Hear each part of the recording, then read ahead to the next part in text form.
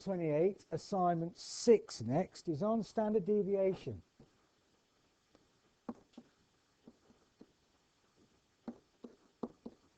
And it's to do with statistics. You've done quite a long assignment on statistics in Unit 4. You'll be pleased to know this is not a long assignment, okay?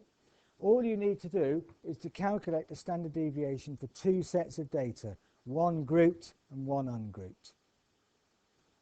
Standard deviation, sigma, the Greek letter sigma is used to represent standard deviation, is a measure of the spread of data about the mean value. Normally when you're quoting statistics for a whole set of data, you would quote, say, the average age of this group would be around about 20, and the reason for that is because I hugely skew the distribution towards the high end, okay? So it'd be a good idea to know the range, or the spread rather.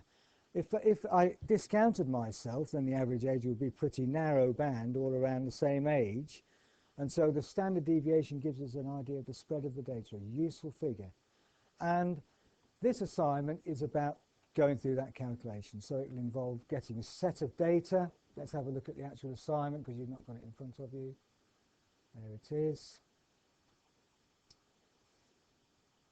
So you get two sets of data, and all you've got to do is use that data and find the standard deviation. So again, once you've understood what to do, it's just a case of going through, calculating, drawing out the table, putting the numbers in and working it out. So at the most 20 minutes, half an hour per question, two tasks, one for the group, one for the ungrouped. So an hour, hour and a half to do this assignment once you know what you've got to do, okay? So again, reasonably okay, I hope, which is why I'd set this for you to do a self-study, but the message never got through by the sounds of it. So let's have a look. Again, if you go to the, there aren't any questions that I've gone through on the exercise in here for the standard deviation, and so there's no point looking at the maths at Lowestoft College. But again, if you go to the lecture notes, you'll see two lectures, one with the full time, so that's the first one I did with them, standard deviation, and the work-based learners standard deviation. So if you look at those two lectures in the BTEC site on Unit 28, then hopefully that will make clear what you've got to do, okay? There is a chapter in it in the textbook, so you can look at that as well.